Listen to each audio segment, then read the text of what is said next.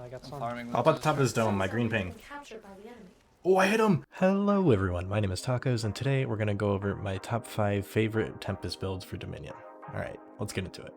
This first build is like a tanky brawler build I love running, and that is Hardened, Vigor, and Mystical. This build prevents you from being ignited from all the fire that goes around in Dominion, and also negates the corrosion, obviously.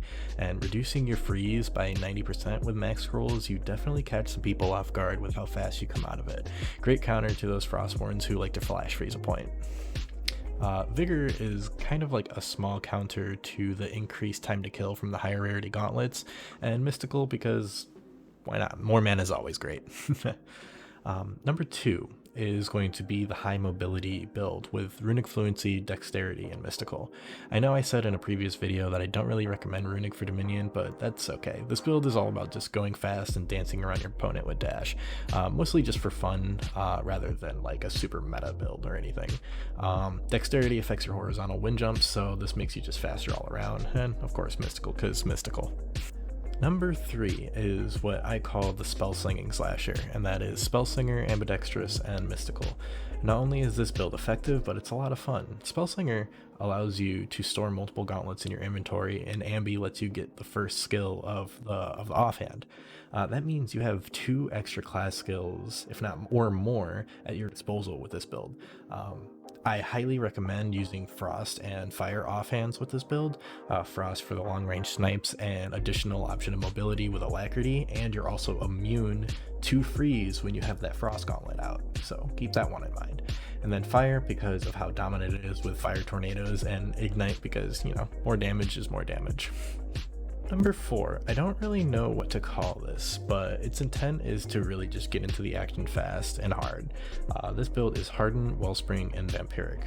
Harden to prevent you from being ignited in corrosion while you're just diving headfirst into the fights, and Wellspring ensures that you win the damage trade because you're either not going to run out of mana because you recharge faster, or you're just going to flat out do more damage because you ran out of mana, and Vampiric is going to keep you alive in that situation because you're just doing more damage. It all works very, very well with each other, and I really love this build. And number 5 is another fun build for me, and it's the highest damage possible that you can do, and that's with Curious, Wellspring, and Inspired. However, the point of this build is to not stack all your damage mods together, but to consistently have a damage mod activated, so you're always doing more damage no matter the situation. Curious is going to get you at max scrolls faster, and it's also going to help your team out if you end up getting a scroll from a Valguard that you didn't need. Your teammate's always going to benefit from that.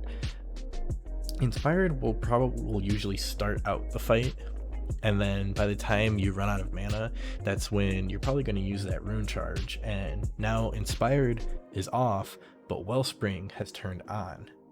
And on top of that, if you have it at the time, then Squall has been in play the whole time. So you were either stacking Squall with Inspired, or you were stacking Squall with Wellspring in this entire time, or you're going to have at least one of these active in a fight. It's insane. You're gonna win a lot of fights. You're also gonna lose a lot of fights because you're a little squishy, but you know, it's really great.